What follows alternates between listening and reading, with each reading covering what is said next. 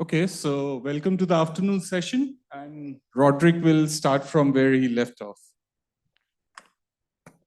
Okay, so thanks to everyone who's come back. So one of my colleagues in Paris once explained to me that there's an interesting relaxation phenomena concerning the audience of a lecture, and that your lecture should generally finish before you run out of audience. So I think unless I really screw up in the next 80 minutes, I should be okay. All right, so yesterday we covered Floquet physics, Floquet thermodynamics, Floquet ETH, and Floquet MBL. That was the first part of the message, and the second part now is the existence of order out of equilibrium, in particular in Floquet systems. Okay, and as just to repeat, the existence of order and our capacity to even define ordered states is very limited because our normal definition of order and phase transitions includes equilibrium states. If we don't have equilibrium states, it's not clear how we can diagnose order and phase transitions. And I mean, there's typically a bifurcation that you can get in a situation like this. Either you say we no longer have any criteria and all the states are morally the same, or you come up with criteria which are not particularly compelling and you suddenly find that you've got 1 billion different types of phenomena that you could call non-equilibrium forms of order. What I'm going to be presenting to you next is a concept of eigenstate order, which works for MBL systems, which allows you to make sharp statements about order and transitions, and which is actually relatively closely related to notions of order which people who look for different phases actually use in practice. Okay, and that's got to do with symmetry breaking and can be generalized. So, but let me just then start with, so yesterday's central result on Floquet ETH was there are no non-trivial correlations, not even on-site correlations or nearest neighbor correlations or next nearest neighbor correlations. So in that sense, there can never be order because you're always sitting at a complete, random average over all the states. So if we have MBL, you can, it turns out you can get around this. And as I was just saying, I'm now going to explain how you can try to diagnose the order out of equilibrium, even if you can't define the notion of an equilibrium state. And this is basically going to involve looking at individual eigenstates of your time evolution operator. And here I'm using the fact that any state of the system can be written as a linear combination of the eigenstates because the eigenstates of the time evolution operator form a complete basis. So this is what I meant yesterday when I said you can take over all the intuition you have from linear algebra on this problem and actually apply it. Okay, so if you do exact diagonalization, say on an Ising system, say a transverse field Ising model, and you would like to find out, is it a ferromagnet or is it a paramagnet? Naively, what you might think is, okay, I'm going to look at a two-spin correlator. I'm going to take a spin here. I'm going to take a spin halfway around the system. And I'm going to ask, is it ferromagnetically or ferromagnetically correlated or not? In a finite size system, it's always ferromagnetically correlated to some degree. So you do finite size scaling, you make the system bigger and bigger, then you try to extrapolate whether you extrapolate to a finite order parameter or to a zero order parameter. Okay, so this is what you do naively, and it's not what you actually do because it doesn't work very well, right? If you've ever stared at data like this, you'll find that you can fit anything either according to your prejudices or against your prejudices, and so if you're honest, you say you can't tell. What people actually do in practice is they look at the energy level spectrum. So here I've shown energy, and for each state that there is in the system, I make a little line here. So this is the ground state energy, this is the first excited state, and so on and so forth. And so what you know is that if you've got a paramagnet, so just think of a transverse field Ising model in a strong transverse field, all the spins point along the transverse field in the ground state, and then the first excitation involves flipping a spin, and that costs a large energy, basically the transverse field gamma. So you've got a situation like this where this gap here is gamma between the lowest and the first excited state. This is different if you're in a ferromagnet because you can have all spins pointing up or all spins pointing down. There are two such states. So you'd expect the ground state to be doubly degenerate, but in a finite system, it's not. Because in a finite system, what you can basically do is you can take the all up state, you can flip a spin, you get a domain wall, you sweep the domain wall across the system, and you end up with the all down state. So you get an exponentially small matrix element connecting the all up and the all down state. So the ground states are then actually not the all up and the all down state, but the Schrödinger cat states, up plus down and up minus down, and they're split by an exponentially small amount. Okay, and this is what you look for when you do exact diagonalization of a system like this. So if it's a Potts order you look for, then you look for a threefold degenerate ground state and so on and so forth. Okay, so what you actually do, therefore, is you ask, I look at the ground state, does the gap extrapolate to a finite value as you make the system bigger, or does it go to an exponentially small number? Does it become exponentially small as the system gets bigger and bigger? And that's a more sensitive diagnostic, and this is what people use in exact diagonalization. Now, this no longer makes any reference to equilibrium or anything like that. So you can apply the same idea to many-body localized spectrum, and there a new feature appears. And to do that, I again have to take a small detour and explain to you why this small gap here only exists in the ground state and why you don't do this in the finite energy states. I think I probably have a better slide for this here.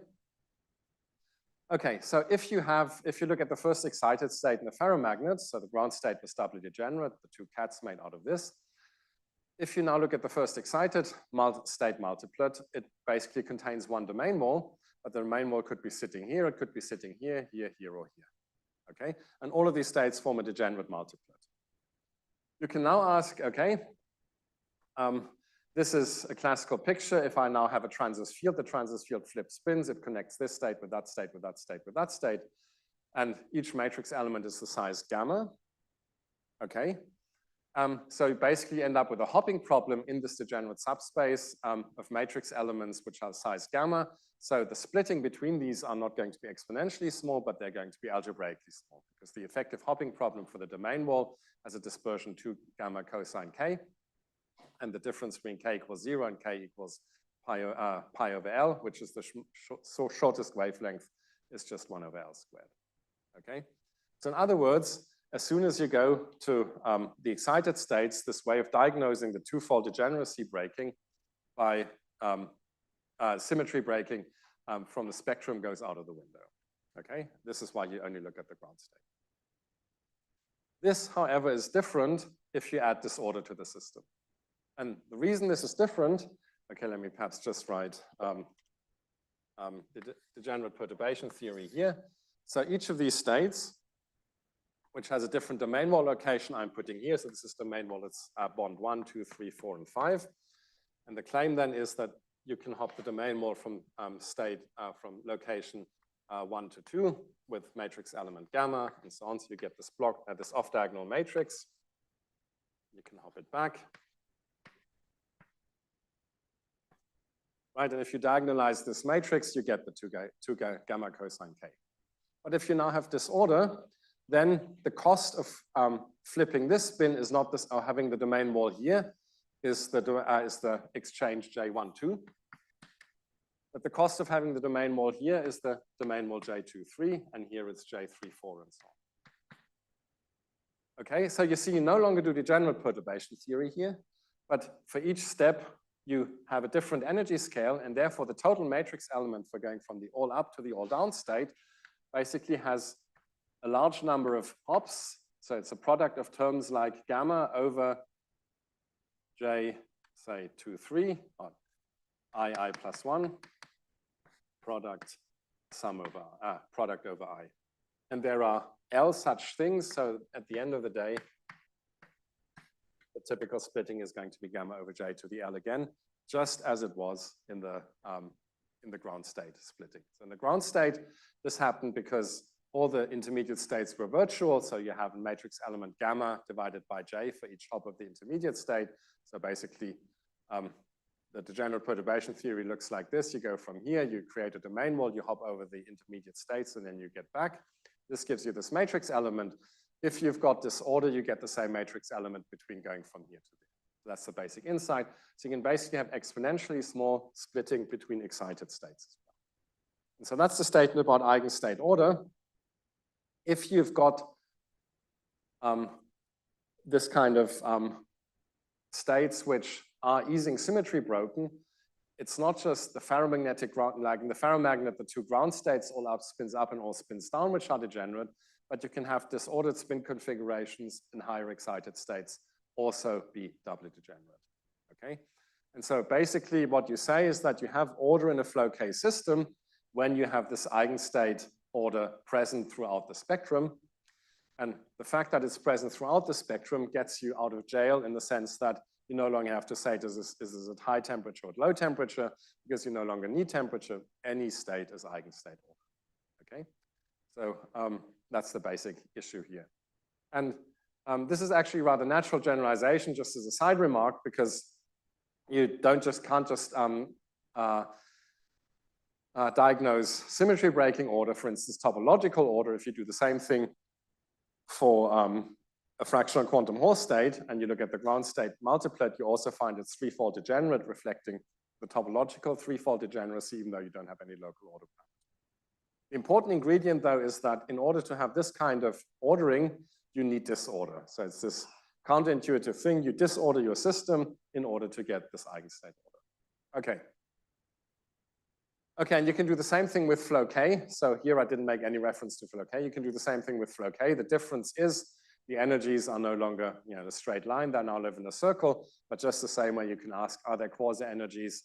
Do they exist isolated way like this, or do they exist in pairs like that? So this is what we'd be looking for if we're looking for eigenstate. Okay, this is an important concept. Are there any questions here?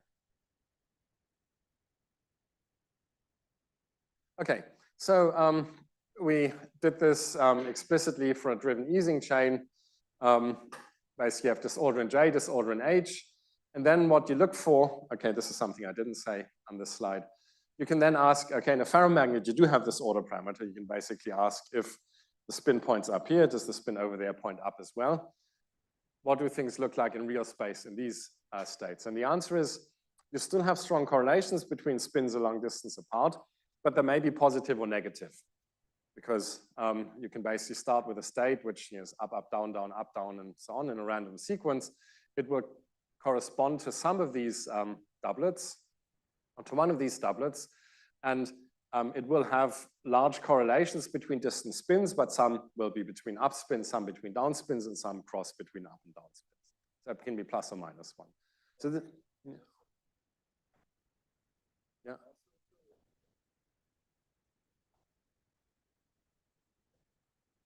Yeah, I'll come to that, yeah. I'll give you an explicit example of that. Anyway, so in the real space picture, the way you get around this is you use an order parameter invented by some Edwards and Phil Anderson, known as the Edwards-Anderson order parameter. You basically look at the correlator between two distant spins and you square it, because that can distinguish between a correlator being small because it's an average over plus and minus ones, or if it's small because it's an average over numbers, all of which are small. Okay, so if it's over plus and minus ones, these become plus ones and you get a signal, and if it's over small numbers, then you don't get a signal. And so you can basically say either I have a strong exchange or I've got a strong transverse field. And if you look at the system and you have a strong transverse field, it turns out you don't get an Edwards-Anderson order parameter. If you have a strong exchange, you do get an Edwards-Anderson order parameter. So this looks like, and so this was what we then called a Floquet spin glass, because it's a spin glass because it's got a spin glass order parameter named after Edwards and Anderson, and it's Floquet because it's a driven system. Okay, so for this kind of Ising model, you can actually write down a phase diagram, and you can then find different locations where you expect different phases. But okay, let me skip ahead and then come back to this. Okay, so what Arnab was just asking, what does this actually look like in an actual many-body localized system? And one thing that you can do is look at a spectral function of the many-body spectrum directly. So basically, you take a finite-size system, you exactly diagonalize it, you get eigenstates alpha and beta, eigenstates phi alpha, labeled by this thing alpha, and then you look at the following spectral function. So you take a sum over all states beta, you act with some operator which doesn't commute with too many other operators, and then you look at the overlap with all the states alpha. And then if you've got an eigenstate ordered system, then you know whenever there's one level, there's going to be, at beta, there's going to be a second level very nearby. And if there's a matrix element here, you can actually see that. Okay, and then what you see is if you sweep across the phase transition, you basically draw, so this more or less measures the distance of other energy levels in the system, so the distance between alpha and beta energy levels. And you see on one end, when you're in the paramagnet, there's a very smooth curve and there's no really preferred energy level spacing. Whereas if you go into the spin glass, you see this big peak appearing. Okay, so this is the peak, which tells you that whenever you've got a state at energy beta, at energy alpha, epsilon beta, you have one nearby, very nearby at energy epsilon alpha. Okay, so that was the Floquet spin glass. And then the surprising thing happens if you go to another part in the phase diagram. You can do exactly the same thing, except for the peak now is not at 0, but the peak is actually at pi. Okay, this is why we call this the pi spin glass. Okay, so in this picture of Floquet, this here is there always there's always a doublet of states, as in the previous slide. But here, there's also a doublet of state, except for the doublet of states is opposite to pair states which are opposite to each other. So diametrically opposed in quasi-energy. Okay, this is why it's called the pi spin glass. For those of you into topology, the pi spin glass is something to do with the pi Majorana fermion and exactly soluble spin models. Okay, and you can see that this is an intrinsically, this is an intrinsically Floquet problem, Floquet thing, because the fact that you've got the notion of diametrically opposed energies only exists when you actually have a periodicity to your quasi-energy. So if you actually go away into the undriven system, this kind of order can't exist. Okay. Yeah. Oh no, then they're not connected by one spin flip. The statement is there's a matrix element with one spin flip. So the important thing is that you change the parity of the state. It doesn't, so you could have done the same thing with 3 spin flips. If you wanted to have a large overlap, you'd need to flip all the spins. Right. Okay. Other questions? Okay. Anyway, so this would be an instance of a phase out of equilibrium which does not exist in equilibrium. Right? So this is why this is a new type of order. Okay. So you can then reasonably ask what is actually the correlator version of this. I've now given you the eigenstate diagnostic of this type of order, but the same way that you've got an Ising correlator in the Ising ferromagnet is then Ising correlator for the spatiotemporal order. Okay, and obviously you need to look, well, not obviously, so you need to look in space-time to see this, so it's not just temporal order, not just spatial order like in a ferromagnet, but it's actually a combination of order in space and in time. Okay, so this is, and I'm giving you an extremely simple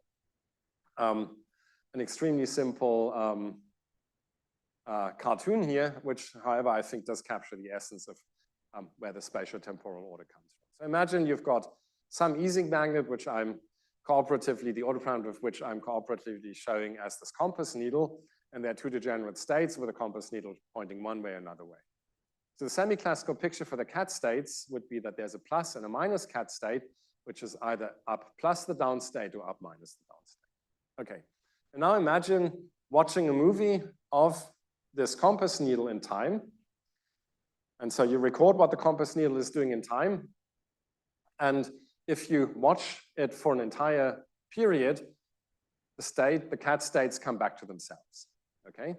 But as you watch them, you can ask, how often have this, the compass needles actually rotated? Have they rotated 0, 1, 2, 3, 4, 5 times?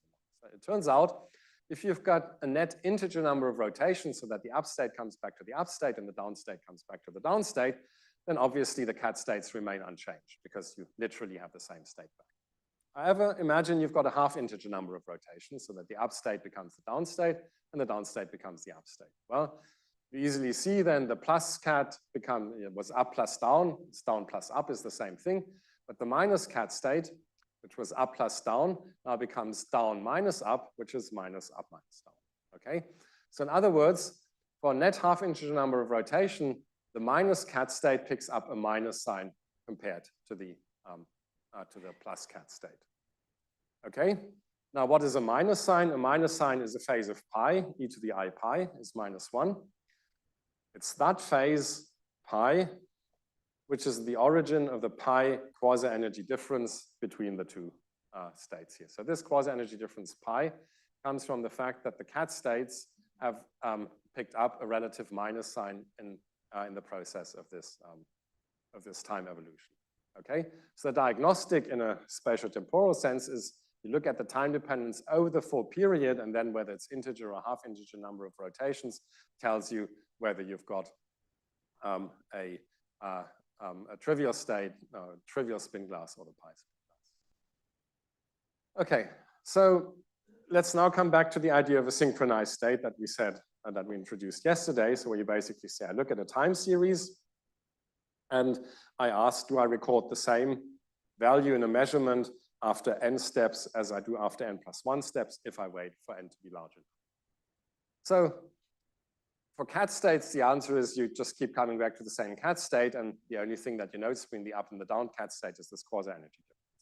However, if in an experiment you start off with the up or the down state, then you find that if you have a net half integer number of rotations, you actually take an even number of rotations until you come back to where you started from. So in other words, you take one, you start with the up state. After one period, you've got a down state. After the next period, you've got an up state. And after the next period, you've got a down state. Okay? So this is the central feature here. So in other words, in this kind of spatiotemporal order, you no longer have a synchronized state, but you only have a synchronized state after a doubling of the period. Okay? So at this stage, you might say, okay, what's the big deal? I'm just telling you that if you're taking a magnet and you rotate it by half a period, you invert it after one period, then it takes 2 periods until you get back to where you started from. So this is clearly an extremely unspectacular insight. Okay. What is important, however, is that this isn't the full story, because the central thing about these discrete time about this pi spin glass is that it's actually extremely robust. So even if you perturb your Hamiltonian in whichever way, in the same way that you can perturb many-body localization whichever way, this period doubling is going to persist.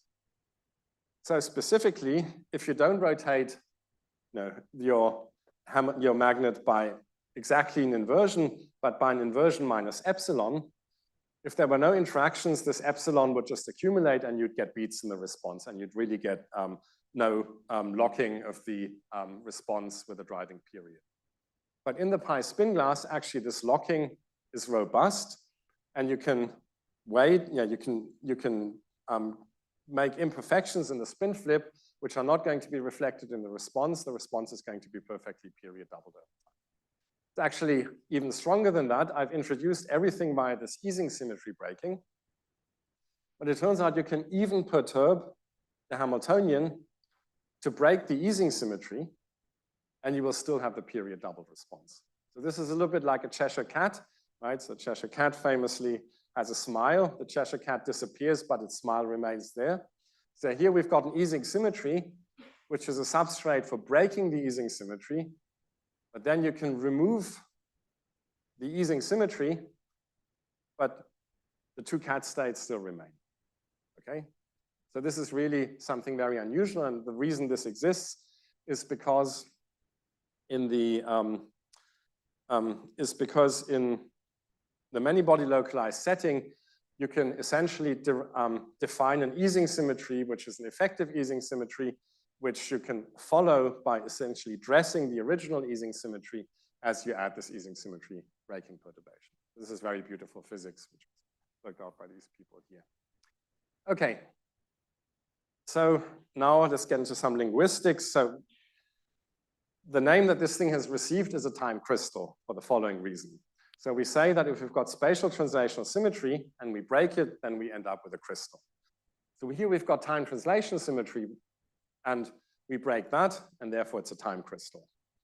You can like this wording or not, but anyway, this is what these things have become known as. So we introduce these as having spatiotemporal order. And since it's not continuous time translation symmetry that you're breaking, like in a crystal, where you break continuous space translation symmetry to end up with a discrete space translation symmetry. Here you start with a discrete time translation symmetry given by the Floquet driving, and you end up with a period doubled translation symmetry breaking.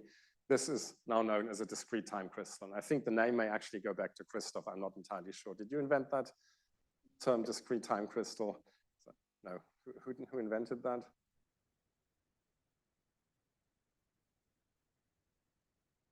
No, Floquet time. I mean, discrete time crystal. Was that okay?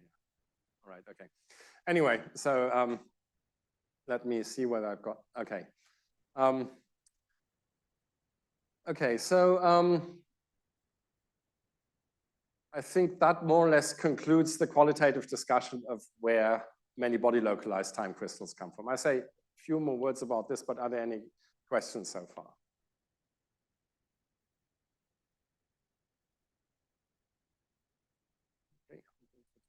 Okay, so next what I'd like to do is discuss the notion of time crystals in a bit more detail and say something about this from the point of view of non-equilibrium phenomena in general. So if I'm trying to summarize what's appeared in the lecture so far, so you can ask, what's the big deal about a many-body localized discrete time crystal? So you can say, well, we have many symmetries, right? We've got spin rotational symmetry, we've got spatial translational symmetry, and we know how to break all of those. So this is what Landau theory is essentially about. So okay, we also have time translational symmetry, another symmetry breaking. Why not?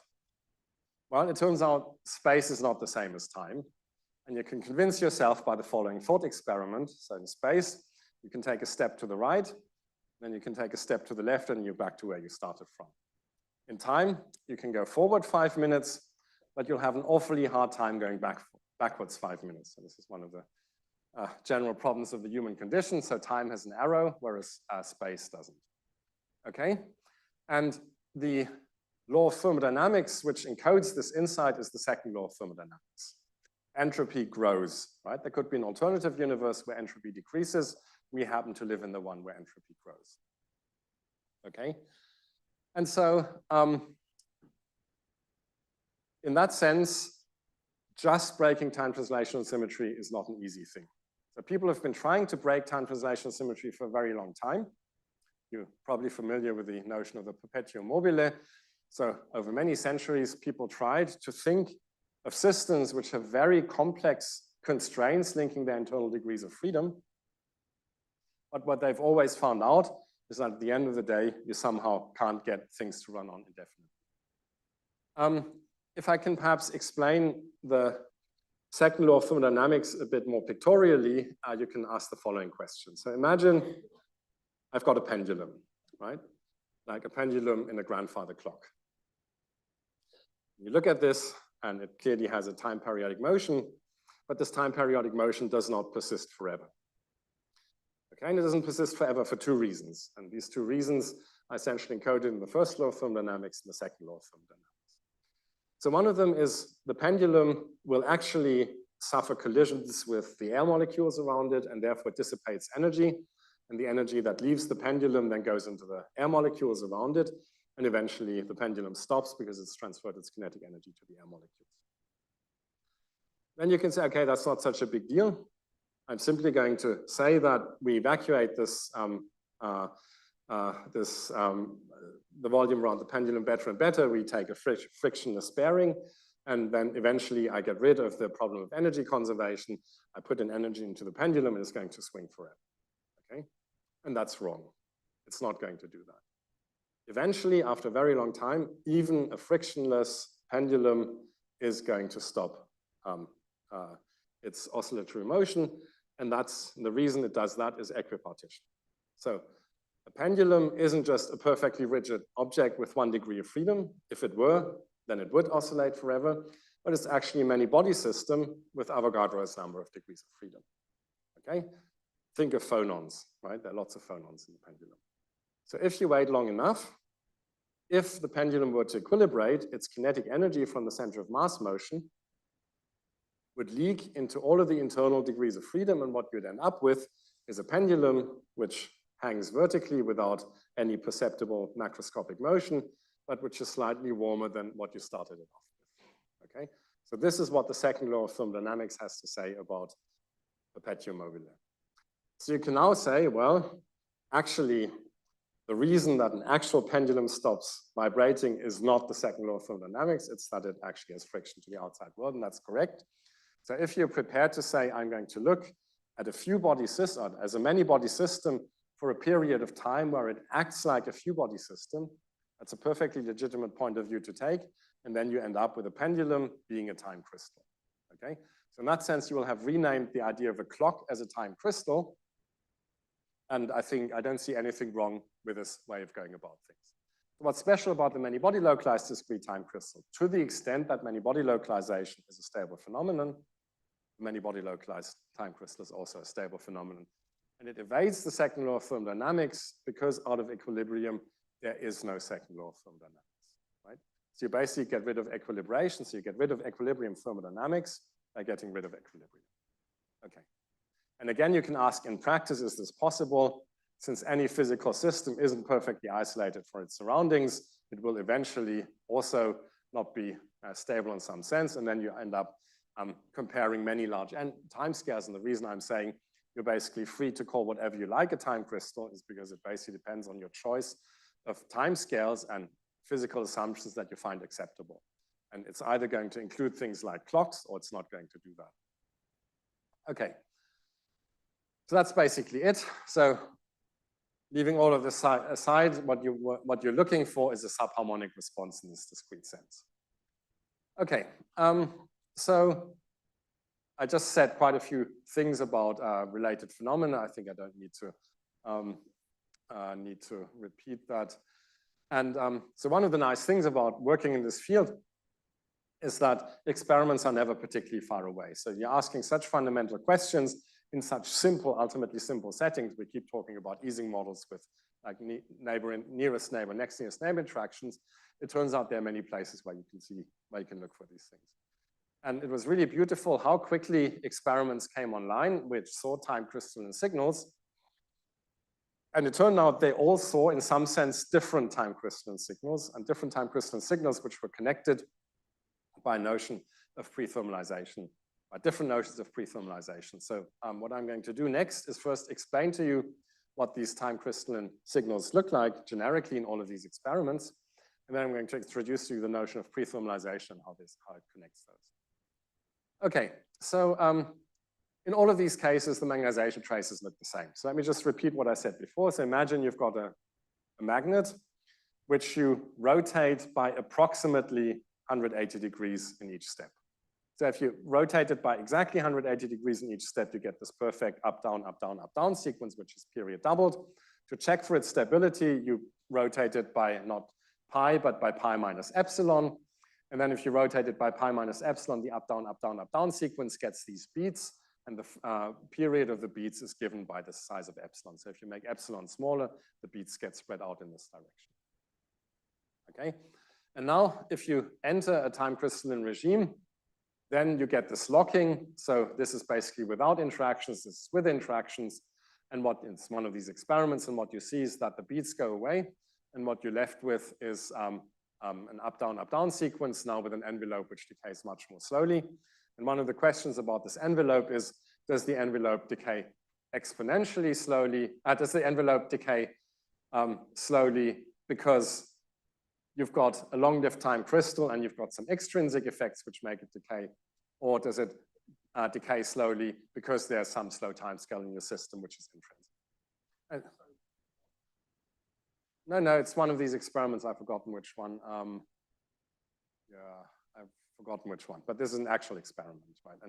And they look so similar that I can't tell you which one it is at the moment. It's not this one, but it's one of the other. Okay, any other, yeah?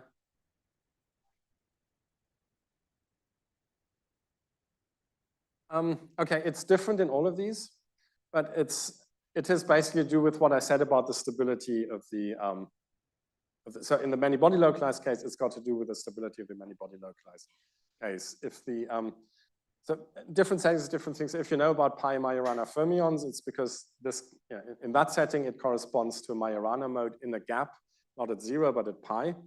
And if you've gotten if you can stabilize this, then, okay, this is not a good example.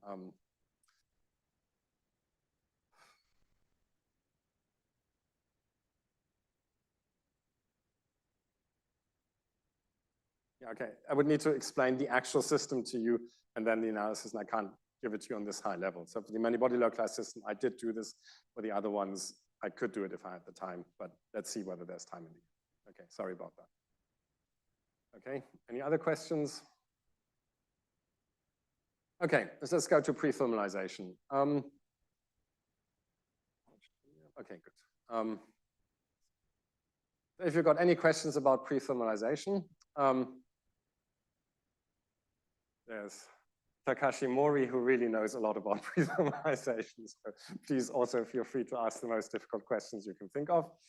Okay, so what I said yesterday is rather than introducing new conservation laws, you can also think of transient phenomena. That is to say, you can think of settings where even though you're driving the system, where for a finite amount of time, the system actually doesn't heat up to infinite temperature because the heating is very slow. And the phenomenon that you have a regime between the long time regime and time 0, so you get some short time equilibration, to a regime which is not the long time regime, but which is stable for a parametrically long time, is known as pre-thermalization. And in driven systems, you can roughly see where this comes about. It's based on the Magnus expansion, which has been referred to in previous talks. So where you basically say you have the Floquet Hamiltonian, you write the Floquet Hamiltonian as a series which is controlled in the frequency of the drive, or which is basically Taylor expansion in the smallness of the period. Okay, and so there are formulae which contain nested commutators which give you these contributions to the Floquet Hamiltonian. And as Arnab was saying in his talk, so this is not a convergent series, it's an asymptotic series.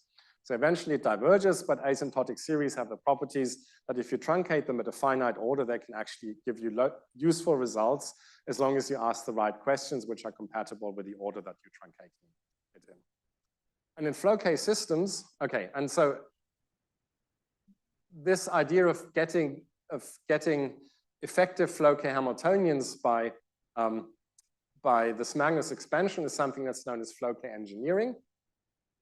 So if you want to have an effective Hamiltonian with specific properties, but which you can't access directly, but you can access driving Hamiltonian and a static Hamiltonian separately, you can try to generate the H effective that you want by effectively generating a Magnus expansion, which then ends up looking like this H effective. So the most famous case, or the original case of this, is known as dynamic localization. So if you have a particle which can hop to a neighboring site and a drive which just has a background potential which is sinusoidally oscillating, you can actually choose frequencies and amplitudes for the drive so that the particle which had a hopping matrix element J actually effectively doesn't move, okay? So you can switch off a hopping term in your Hamiltonian by driving a potential, okay? Because the two don't commute essentially. Okay, there are many, many other applications of this. You may have come across notions of shaking in optical lattices and if generating effective spin interactions for trapped ions and so on. So eventually each of these heat up the system, which can be a huge problem in practice, but at the same time in practice, there can be finite timescales where you can generate whichever Hamiltonian you like. And the system then equilibrates with respect to this effective Hamiltonian before it finally heats up. So the idea of a pre-thermal time crystal is that you've got a pre-thermal regime where your system effectively has the period doubled behavior as if it were described by a static Hamiltonian, which had that particular symmetry breaking until it heats up. And this is what's the case in these experiments.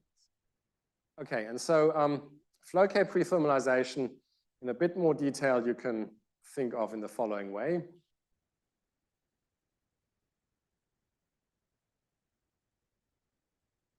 Okay, so in Floquet prethermalization, there's a physical picture for seeing why you want to truncate or why you get an exponentially long time scale in over which prethermalization takes place. And that's if you drive very fast, that your driving frequency is a large number, which is much bigger than the local energy scales of your system. Yeah.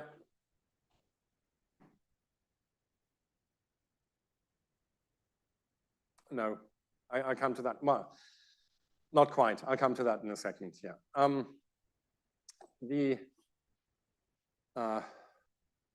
Okay.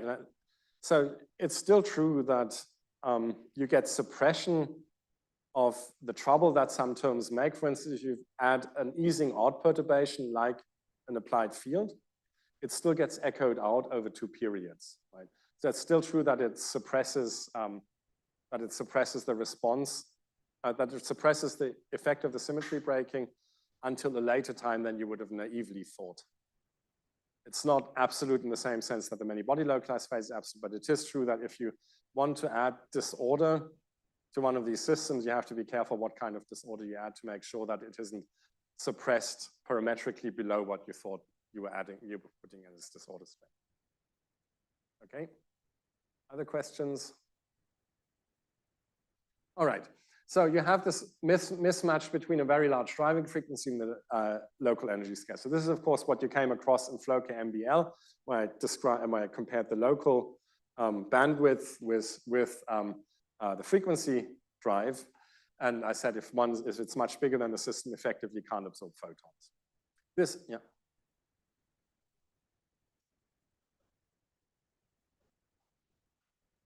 Yeah. Yeah, I come to that in a second, yeah. Okay.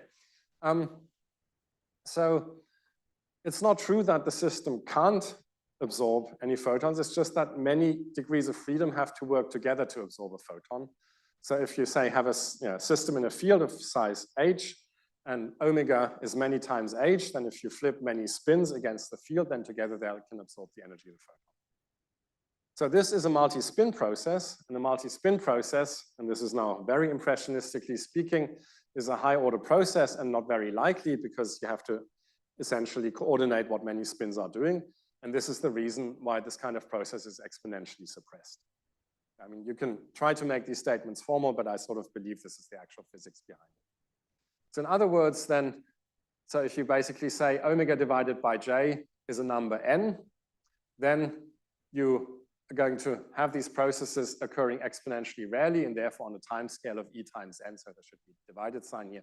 So you take a time scale e to the n until this actually happens. So the larger omega gets, the longer your prethermal regime. Okay?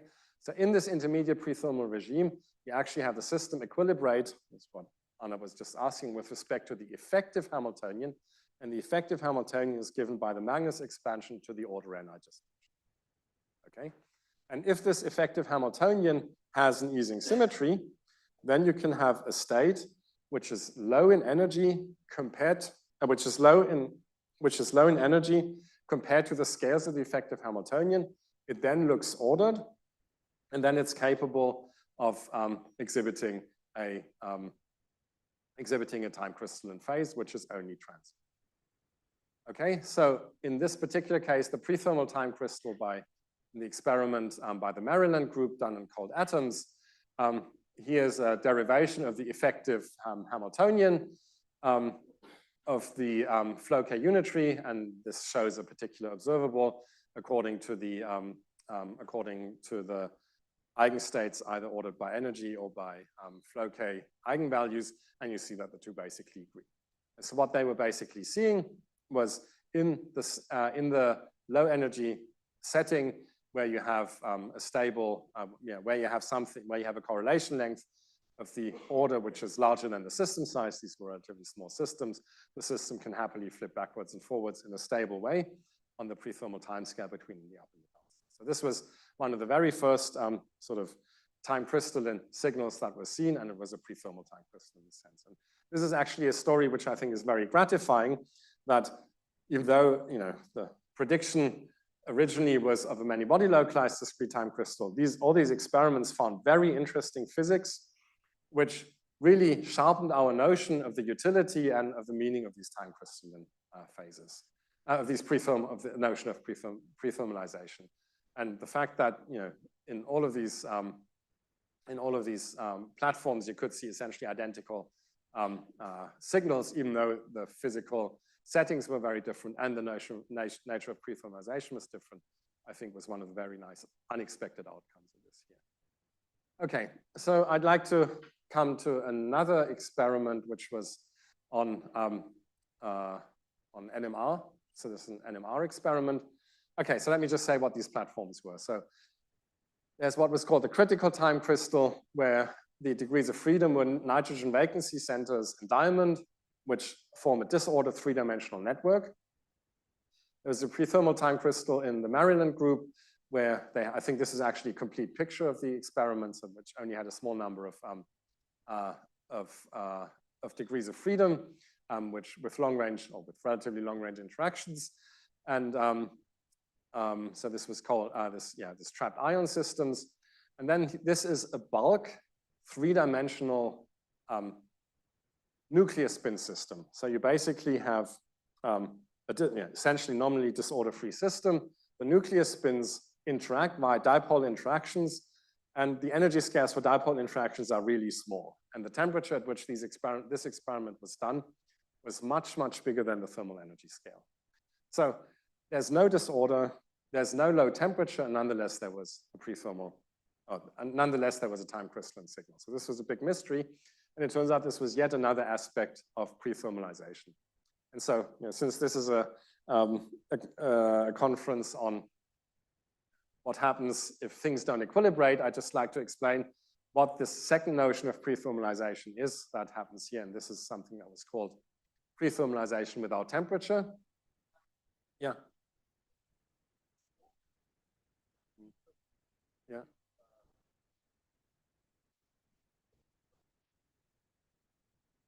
Mm. Well, I mean, so as I was just saying in response to Arijit's question, so if you put in an Ising symmetry breaking field then to the leading order in the Magnus expansion, since you have a spin flip in the middle, it actually gets echoed out to 0. The disorder will appear in higher, and then you can ask the question, does the appearance of the disorder invalidate things at a lower order in the Magnus expansion than the pre-thermal expansion without the disorder? Then it would destroy it earlier, but nonetheless, the effect of the disorder is suppressed compared to the nominal amount of disorder that you put in. Okay, so the Yale NMR experiment, which I showed here, had no disorder and therefore no MBL, so it's definitely not an MBL time crystal. The initial state is at very high temperature. So in this picture of pre-thermalization, it's true that there may very well be a pre-thermal plateau, but this pre-thermal plateau doesn't have order. And therefore, you shouldn't see spatiotemporal order because you don't have any order to start with. Okay, and it turns out what happens here is that, okay, so if you say it like this, is like completely obvious. You don't just have energy conservation, which gives you, the pre-thermal notion of low and high energy. You can have other conservation laws. And you can then ask, well, this is a dipolar interacting system. What is in a magnetic field? So in a magnetic field, it means it doesn't have Ising order. It's dipolar, that means it doesn't have any continuous spin symmetries. So there really isn't any obvious candidate for this. But what we're talking about is the effective Hamiltonian, not the bare Hamiltonian. And the effective Hamiltonian, something interesting happens. So first of all, if you're in a strong field, you can go into the rotating frame. This is the kind of thing that NMR people have been doing, since long before I think any of us were born. Okay, and if you go into the rotating frame, what you find is that actually the X and the Y components of your of the interaction sort of average out, and what you're left with is only the Z component of the dipole interaction surviving and a Heisenberg interaction. So you suddenly find that even though you started with a Hamiltonian which didn't have any discontinuous symmetries, now the new Hamiltonian, at least as far as the spin interactions are concerned, actually has a U1 symmetry. Okay, now you need to do a little bit detailed work, and you can have to write down the Floquet Hamiltonian, which corresponds, which consists on the one hand of these epsilon detuned pi spin flips. And then it's got this rotating frame spin interactions, but it's also got the external field that I mentioned, which is actually quite strong. Okay, so if you then do the Magnus expansion, you get, it turns out that what you get is the rotating thing, which has the U1 symmetry, and then you get a term which is proportional to the total magnetization of the nuclear spins in the x direction and the total magnetization in the z direction. Then remember, as I said before, if you don't have access to a particular Hamiltonian that you want, but you've got a static and a time-dependent one, you can try to tune the parameters in the static and the time-dependent one so that the effective Hamiltonian has the properties that you actually like. Okay, and this is one of the things Vedika is responsible for. So she identified an effective Hamiltonian and an effective combination of things that you can tune in the lab. And what she noticed that if you added a particular combination of longitudinal fields, then you could find, essentially you could get rid of, let's see, which of the terms is it, of the IX total part of your effective Hamiltonian, and then you ended up with an effective Hamiltonian which had the full U1 symmetry that was already manifest in the rotating frame spin Hamiltonian. And if that's the case, you can get an exponentially long time scale of the pre-thermalization scale. So in other words, the magnetization replaces the energy as an approximate conserved quantity, and this can work at high temperatures, even when thermal pre-thermalization shouldn't be there, because the strong field doesn't only break the Ising symmetry, it also induces a magnetization, and it's the flipping of that field-induced magnetization that you see and as the time crystalline signal. Okay, and anyway, so that's the story there. So I think the theme that I'd like to drive home to you here is that we often speak of pre-thermalization, but pre-thermalization is actually a very broad set of phenomena which exists in a broad set of settings, which somehow tries to take the point of view that thermodynamics is a very general field. It doesn't quite apply in many settings, but it approximately applies in some settings. And in these settings, you can try to lift some of the ideas of thermodynamics into the non-equilibrium setting at the expense of having to estimate a timescale at which all of this breaks down. And really the study of pre-thermalization is both of these things. It's the estimate of the timescale, but perhaps more importantly, it's the identification of the settings and the necessary ingredients for having that kind of physics.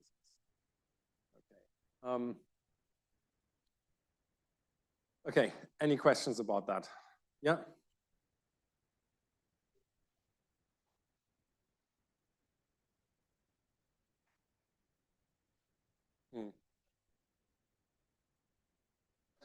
Yeah, I would probably say that it's almost identically the same, except for that instead of saying I'm maximizing entropy with respect, keeping track of my constraints, I say I maximize entropy, keeping track of my constraints, bearing in mind that they're not exact, and therefore having to estimate a pre-thermal timescale. So really, pre-thermalization takes the constraints, takes them more seriously than you should at the expense of getting a finite lifetime, which you then have to estimate.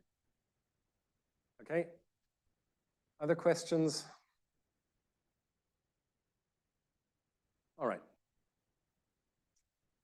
Okay, so these first generation experiments were essentially about seeing the time crystalline signal, which they were very successful at. And what was left open is, can you actually observe the kind of many-body localized absolutely stable time crystal somewhere? Yeah.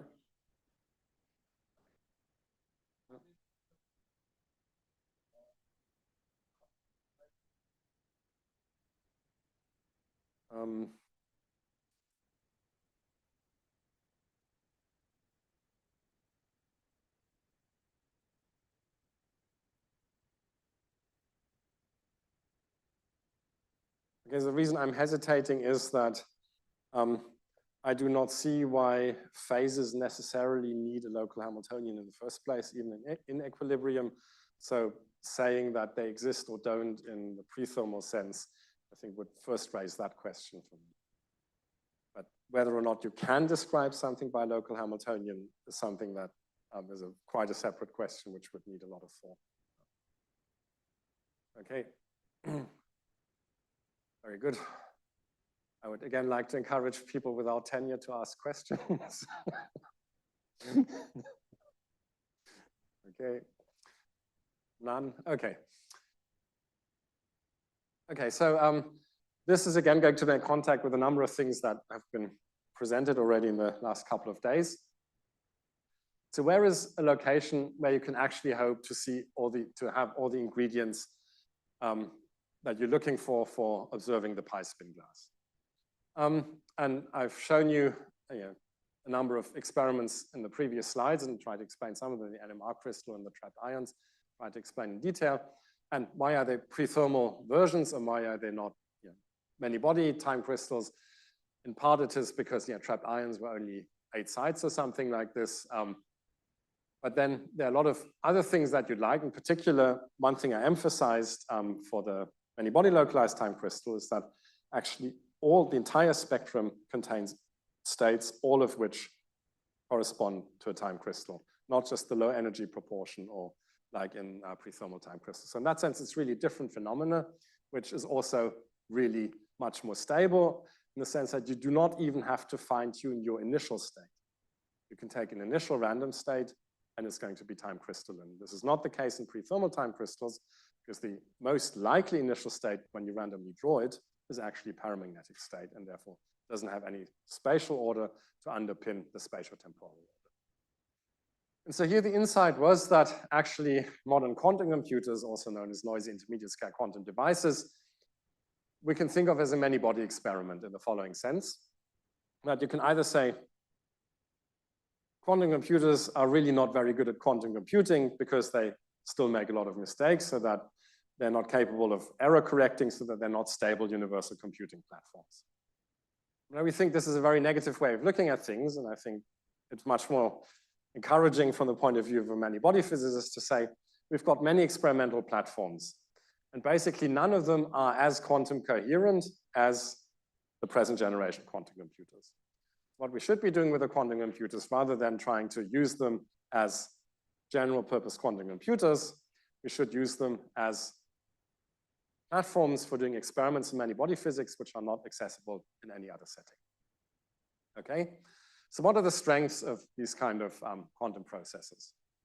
So one thing which is very simply stated, but which sort of had never been formulated like this, is that the gates in a quantum computer are simply unitary matrices, right?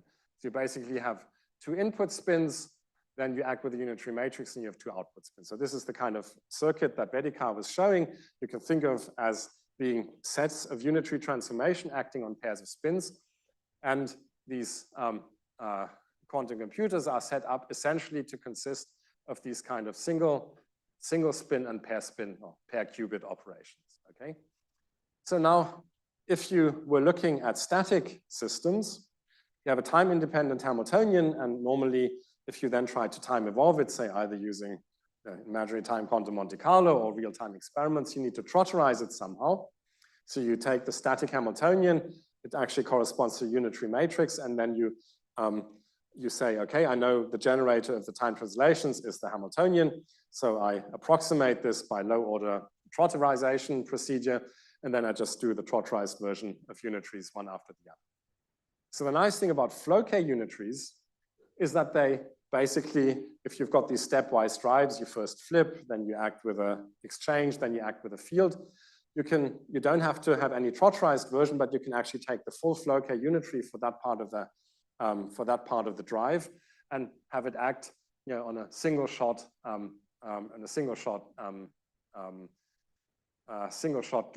quantum gate in the quantum computer. So in other words, even though Floquet systems seem sort of a little bit like a complication on top of a static Hamiltonian, as far as stepwise drives are concerned, they're ideally suited for quantum computers because quantum computers essentially simulate stepwise circuits, okay?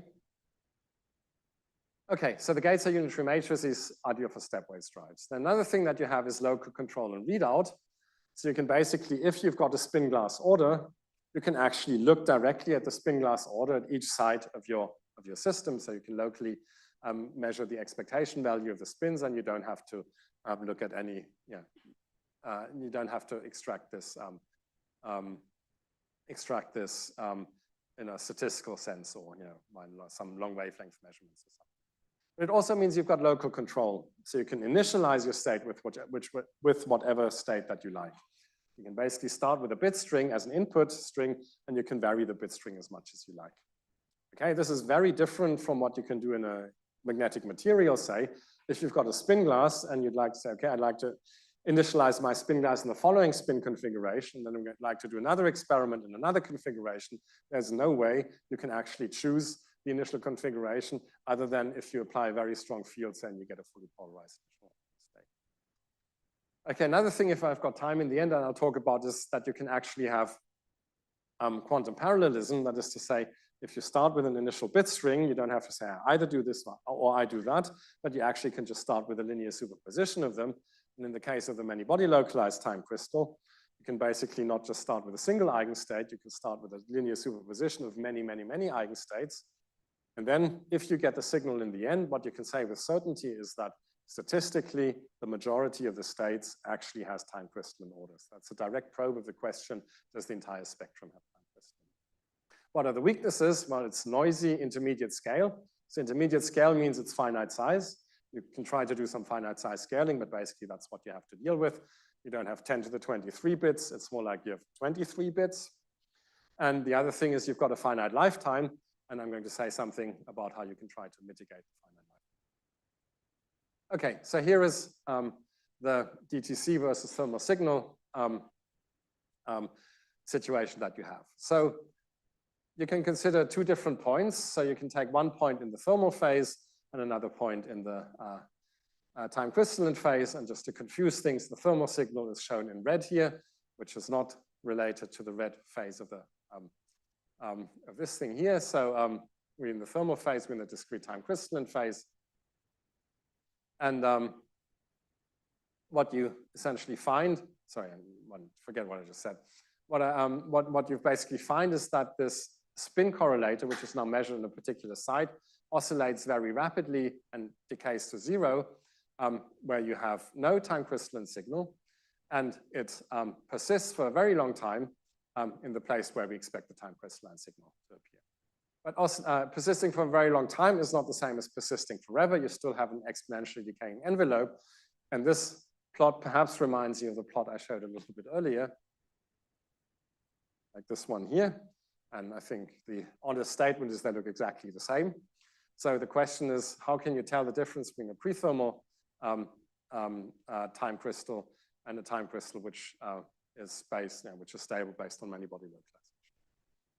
Okay, and one of the things that I said earlier, you can't turn around time. There's an arrow of time. So in a quantum computer, in principle, you can try to turn around time. If you had an ideal quantum computer, you could turn around time, because an ideal quantum computer doesn't make mistakes. That is to say, the entropy doesn't grow, and therefore you can reverse the time. Or to put it slightly more prosaically, if you've got a unitary operation, you can take the unitary, you can take the inverse of that unitary transformation, and therefore simply go back to the original time. And so this is what, again, in NMR language is known as an echo sequence. So if you had an ideal time evolution, what you'd end up with is the unit matrix, because whatever time evolution you do on the way out, you undo on the way back. Okay? So let's now distinguish between two things. So you can lose the signal because your system actually thermalizes. Okay?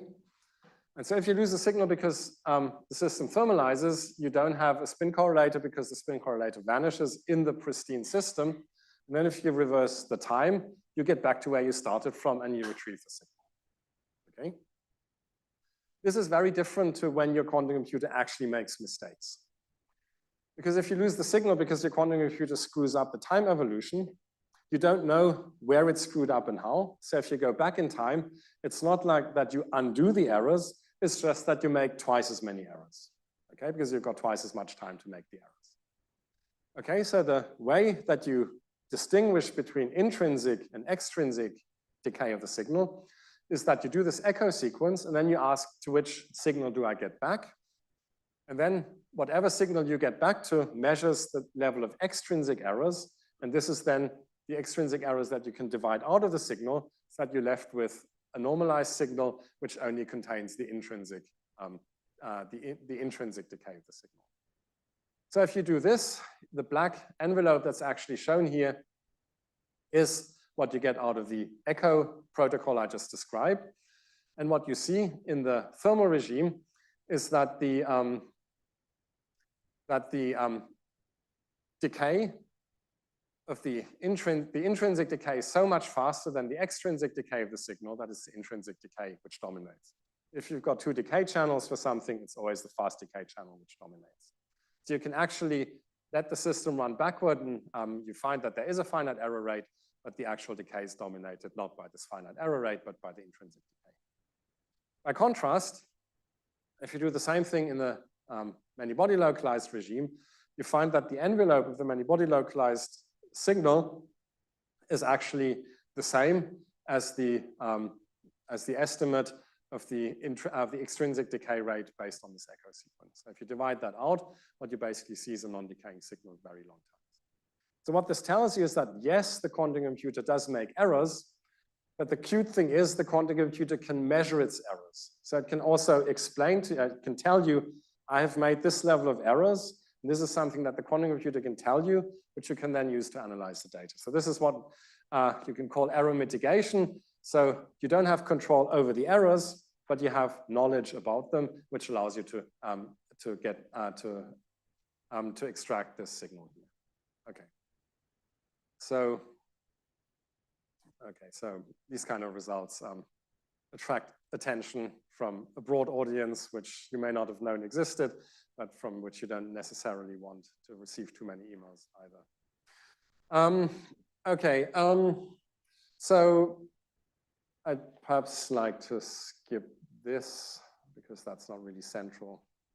What I'd like to come back to is this idea of probing the entire spectrum at once. So the advertised difference between the many-body localized situation and the other pre-thermal time crystals I mentioned is that the many-body localized situation has every state being in a time crystalline state. So there's eigenstate order in the entire spectrum. So there's an obvious way that you can check this. You randomly choose initial states, and you find, if you always find that there's a time crystalline response, you can be moderately confident that this is the case.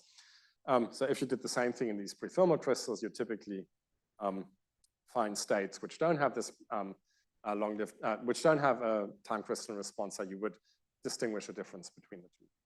Now, one of the big promises, at least it was always dangled as a big promise in the early days of quantum computing, was that a quantum computer has the nice feature of quantum parallelism. That is to say, if you have classical bit strings running, say, from 1 to 128, you've got a function which takes on values from f of 1, f of 2 to f 128, and you want to tabulate the function. Classically, you just calculate each of them, and after 128 calculations, you've got the full table.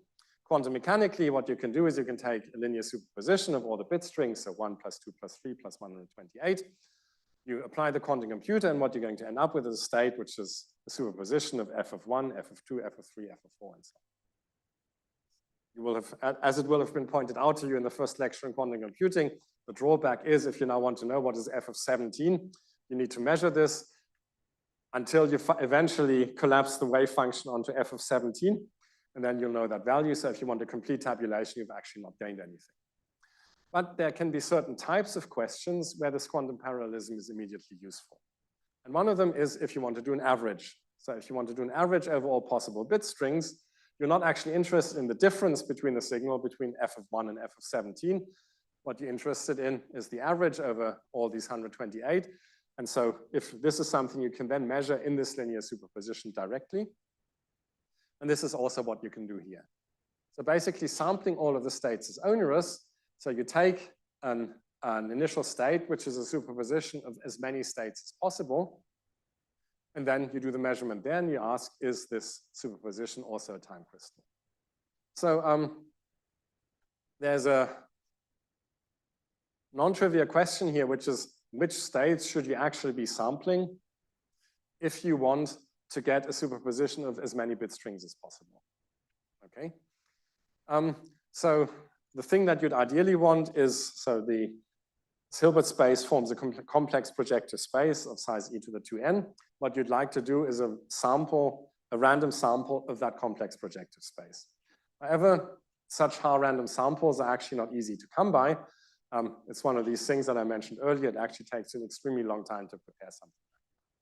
However, if you take an initial state and you do a sequence of random single and 2-qubit rotations, it turns out that you can start approaching the statistics of these random states relatively efficiently. Okay, so you can obtain from a random circuit an efficient way of sampling a large number of bit strings, and this is what's shown here. Yeah.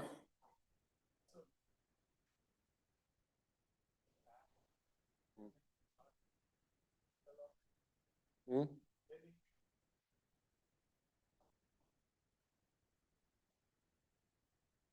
Yeah, I mean, what I'm trying to say is that there are ways of doing this which statistically start approaching the random states sufficiently fast that you can actually do it. Okay, so and so here in this case, so this by using a random circuit, you can actually get an accurate spectrum of this large superposition already from a single run. So this is now not averaged over initial states. It's just one initial state, and you see that there's some additional structure reflecting details of this initial state, but you get this long-lived time crystals. Okay, I think let's see how we're doing for time. I've got, yeah, okay, so I think we're close to the end. So let me perhaps skip this, since this is more of interest to a topological audience. Okay, so I've tried to give you a broad overview of the field, but a lot of the work that's presented here did involve me and did involve a number of collaborators. And so there are a number of them present. So there's Vedika Kemani, who came to Dresden as a graduate student of Shivaji Sondi when he was on sabbatical there. And this is when the work on the pi spin glass was done. Even before that, I had two very good postdocs, Arnab and Achilleas Latzaridis, who I'm thankful for involving me in Floquet Physics. And then since then, the junior collaborators who've joined were Matteo Ippoliti, who was then postdoc since Vedika is at Stanford, and David Luiz, who was group leader in Dresden, who's now professor in Bonn. And then, of course, the experiments were done together with Google crowd. I'm not sure whether Pedram is in the room at the moment, but anyway, yeah, there he is. He's going to listen to him later. And Xiaomi did a lot of the hard work and cost-centered theory at Google as well. Okay, so just the one slide summary of what I've said here. So I've tried to tell you what happens to thermodynamics in a Floquet setting and what happens to ordering.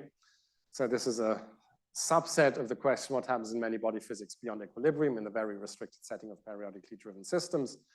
I've presented three ensembles to you in detail, Floquet ETH and Floquet MBL, which are generic to the extent that MBL exists, generic stable ways of having either equilibrium or non-equilibrium physics. Ordering needs disorder in that setting because it's Floquet MBL, which supports eigenstate order. And there's a new type of spatiotemporal order, which are the time crystals. And I've shown to you a number of time crystal experiments, all of which turn out to have shown time crystalline signals in their own distinctive and interesting way. So thank you very much for your attention.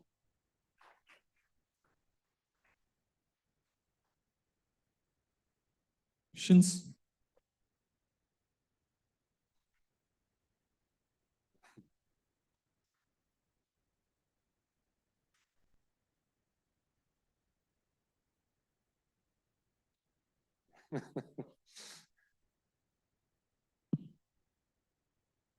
I have a question concerning MBL, discrete time crystals.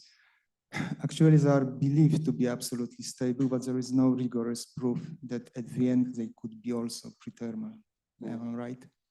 Okay, so there's two stages of an answer to this question. So the number of many-body phenomena in this world for which there are rigorous proofs is very close to zero. So one thing which isn't known is, does the 3D Heisenberg magnet have a ferromagnetic phase?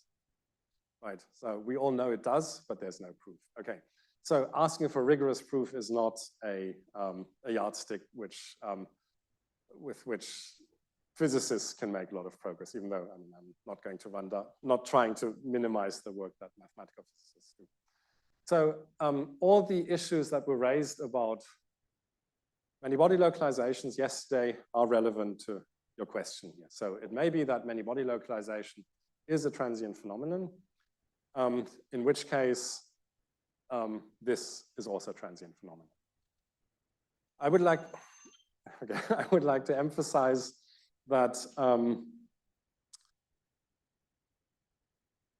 there are different types of transient phenomena, and what I was trying to say throughout here is that the transient phenomena of pre-thermal time crystals as measured in the ions or as measured in the NMR setting are different from the MBL one. You can then decide which one you prefer. That's a question of taste. But what's special about the MBL setting is that it applies to the full spectrum and all of the things that I said there. And I think it's relatively little to be gained by restricting the phenomenon to saying it's either this or that. But I think what's important is to be clear what are the ingredients and what are the observable consequences. I think that's it. And I think that's the best attitude to take. Okay, so Vedika seems to want to make a comment.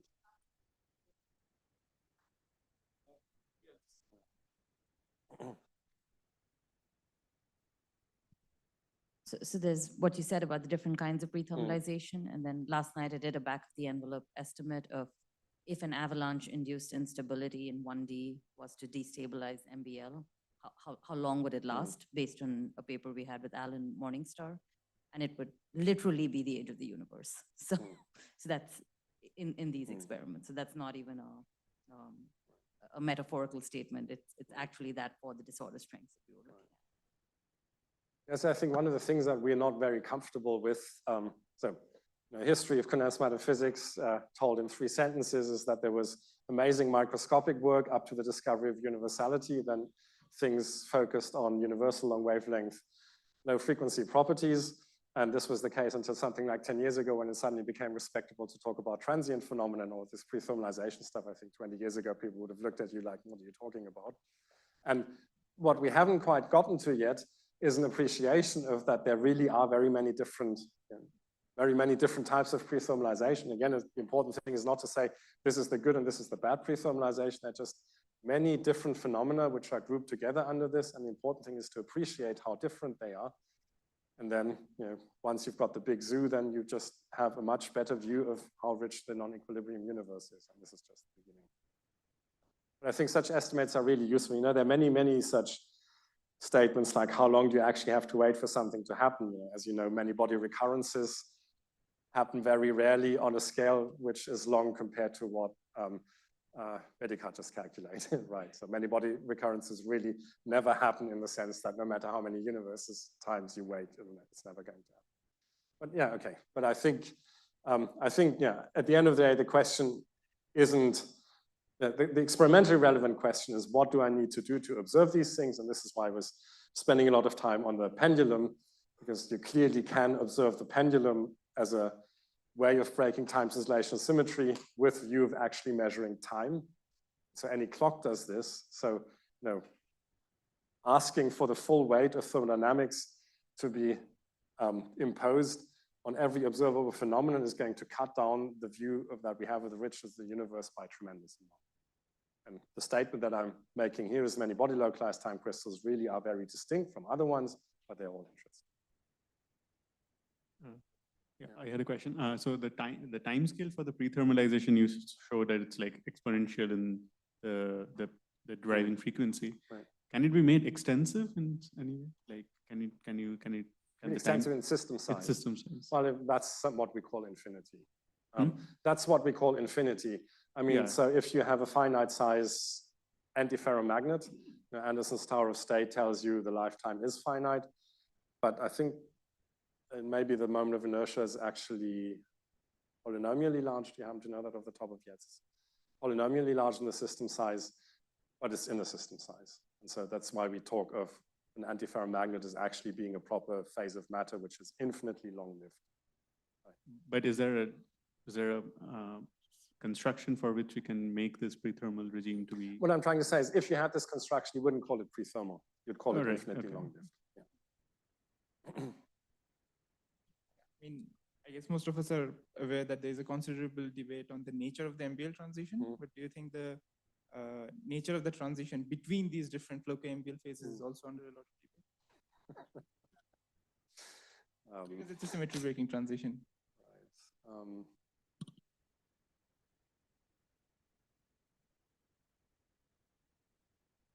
And Vedika has done some work on representation theory of these things, so I'm not sure. So I mean, they do break different symmetries, and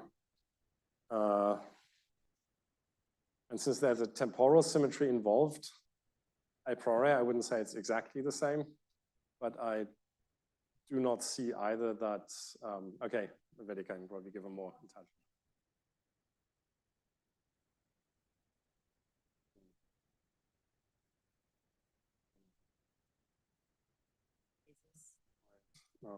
Because in the non-interacting problem, just even between the zero spin glass and the paramagnet, as you approach the zero energy of the non-interacting spectrum, you get a localization length that's diverging. And we don't have this a rigorous understanding of it, but there's work we've done to suggest that that ends up leading to an instability of MBL as you go between those two phases. So it's kind of localized MBL, thermal, and then a different type of localized MBL.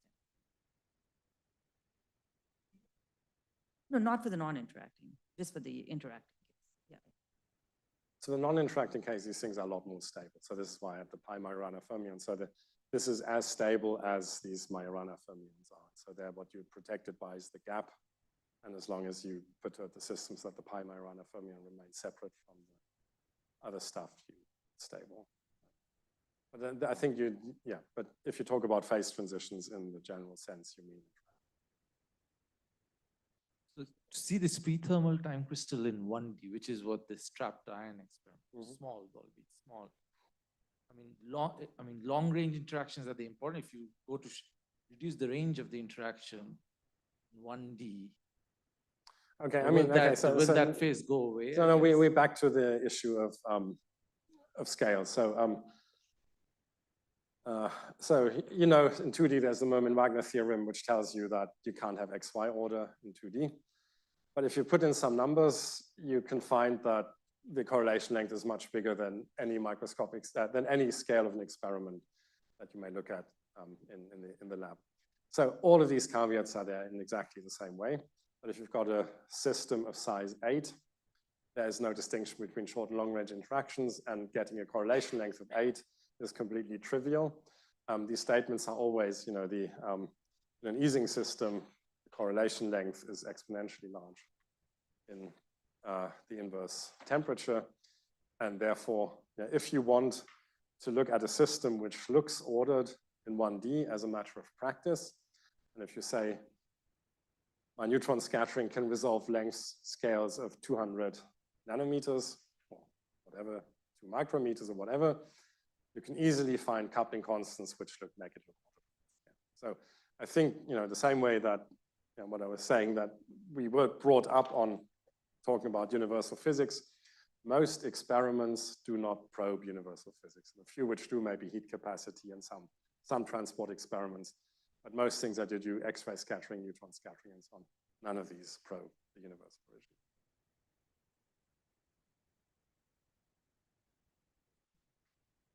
So I repeat my statement that you're allowed to ask questions even if you don't have tenure.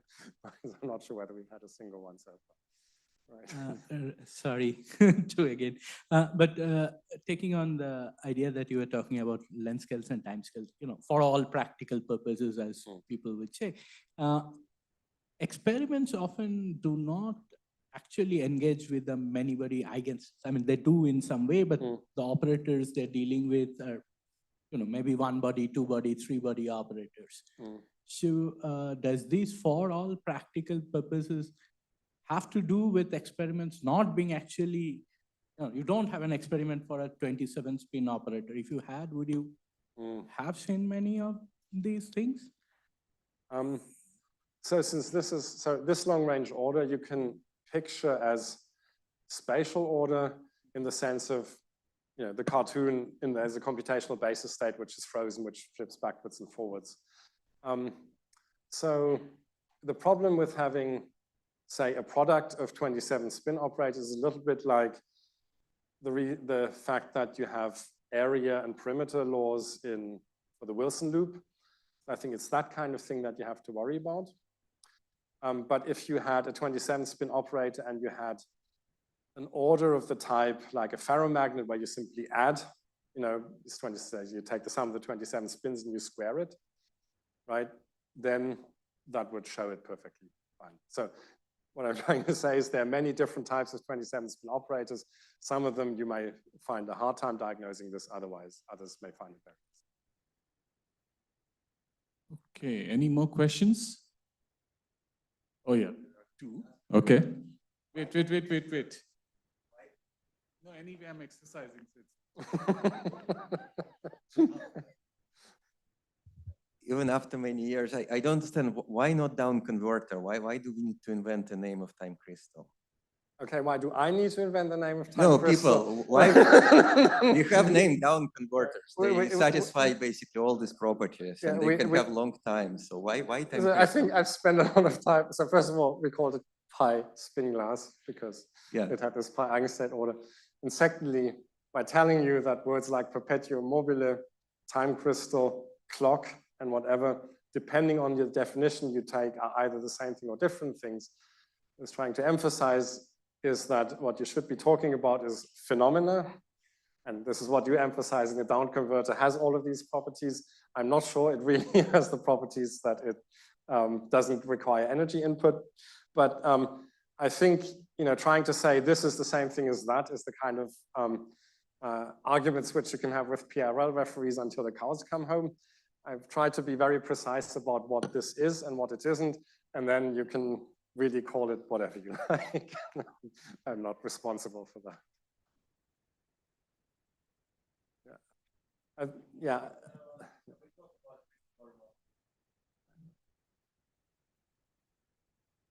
Okay, I mean, look,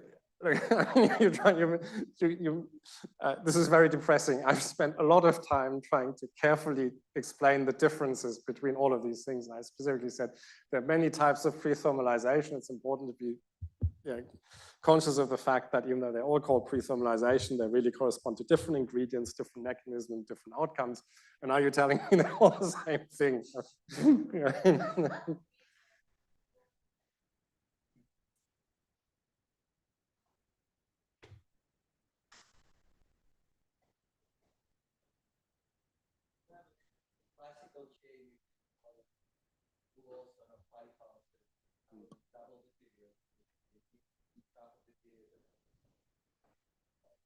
Double the period. And if it's disordered, you will still wait for the age of the universe. And it's completely classical.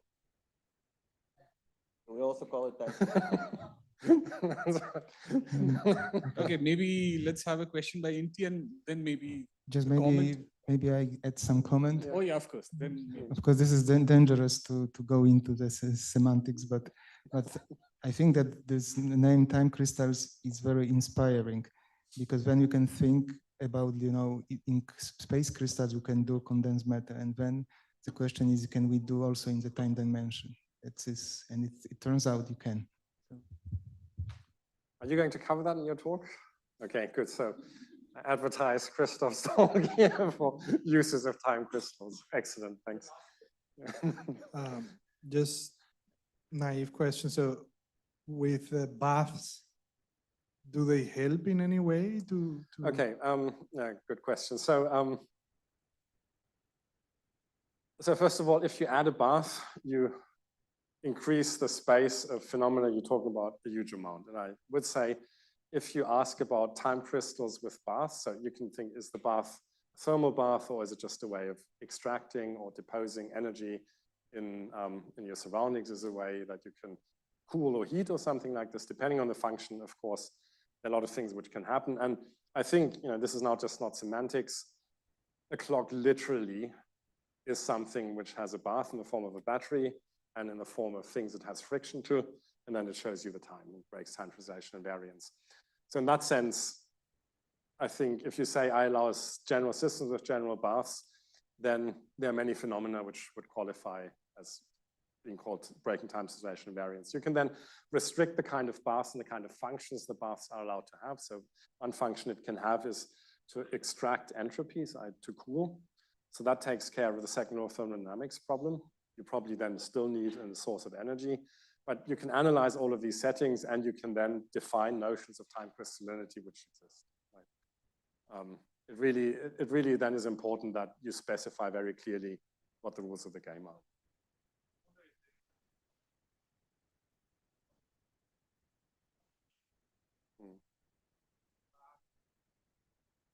Okay, so I mean, I can give you a simple example of this. So imagine you've got a microscopic ferromagnet, so lots of little spins, and you rotate it by almost pi. So rotating it by almost pi means you have some spins which are anti-aligned after you flip the entire magnet.